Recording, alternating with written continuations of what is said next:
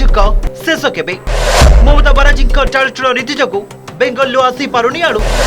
आलू केते दिन पश्चिमबंग यूपी उपर निर्भर करिबा आलू संकट दूर राज्य सरकार प्रयास जारी पश्चिमबंग मुख्यमंत्री कथा हेले मुख्यमंत्री मोहन मांझी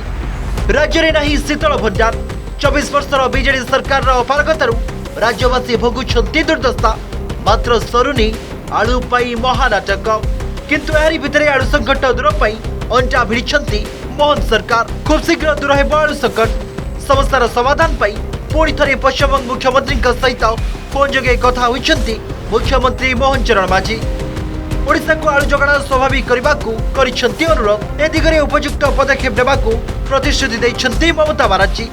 एपटे आलू संकट दूर करने निज स्तर में उद्यम भी जारी रखिछंती राज्य सरकार नाफेड माध्यम ओडिशा रे आलू पहुंचवा परे धीरे धीरे दर खसुची पुणी उत्तर प्रदेश रेल जोगे आलू आसिबा पई व्यवस्था करा जाउची चिंता न करबा को कहिछंती जोगाण मंत्री कृष्णचंद्र पात्र नाफेड जरिए आम आलू मगाऊ आज भी रेलवे मिनिस्टर सहित से आलोचना है जो अधिक जो आलू आसो ट्रेन बगी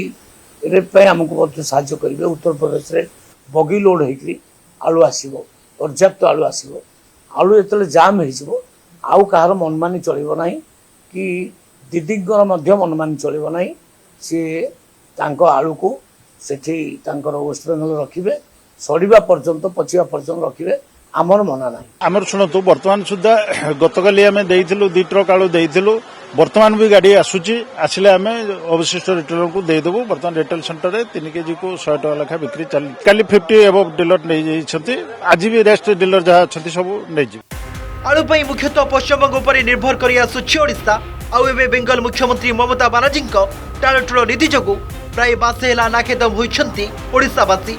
राज्य में शीतल भंडार नहीं प्रति ब्लॉक रे शीतल भंडार प्रतिष्ठा करने को प्रतिश्रुति दे ठकी देइथिला बीजेडी सरकार पुणी आलू मिशन नारे केवल प्रचार करुथिले नवीन सरकार राज्य में 24 वर्ष धरी शासन करिथिबा बीजेडी सरकार अपारगतारू राज्यवासी भोगुछंती दुर्दशा एने कांग्रेस नेता विजय पट्टनायक प्रश्न करिछंती आउ केते दिन आलू पश्चिमबंग एवं उत्तर प्रदेश उपर निर्भर करिबा ओडिशा वर्तमान सरकार जे भाबुचंती आज यूपी रु आलू आणिबु काली पंजाब रु आलू आणिबु परदिन विदेश रु आलू आणिबु एमिति समान समस्यार समाधान हुए नाही एगुडा कहउची नी जर्क रिएक्शन वर्तमान सरकार अंततः पूर्व सरकार जो विफलता ताको अनुध्यान करिक तार कारण खोजी बाहर करंतु एवं तार कारण खोजीबाटा किसी कौन प्रकार आदौ कष्टकर व्यापार नुहे जे ओडिशा रे जो 14 लाख टन आलूर आवश्यकता अच्छी मात्र 1 लाख हेक्टर रे यदि आलू चाष करा जाए ताले ए समस्यार समाधान हो जिवो आलू संकटर समाधान पाई मोहन सरकार लगातार उद्यम जारी रखिछंती भुवनेश्वर चढ़ा दर में आलू बिक्री करुवा व्यवसायी विरोध में कार्यानुष्ठान निया जाउछि जोगाणी विभाग चढ़ाऊ करुछि आलू दोकानी को दर तालिका बोर्ड झुलाइबा निर्देश भी दिया जाइछि सठिक ओजनर सामग्री देबाकू व्यवसायी को विभाग पक्षरु करा जाइछि तागिद आलू टेंशन ने लागिबो विराम राज्य सरकार का प्रयास खूब शीघ्र कमिबो आलूर भाव दूर हेबो आलू संकट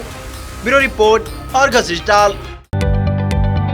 जदि आपंक आम भिडी भल लगा तेब आम चैनल को लाइक शेयर और सब्सक्राइब करने को जमा भी भूलु नहीं।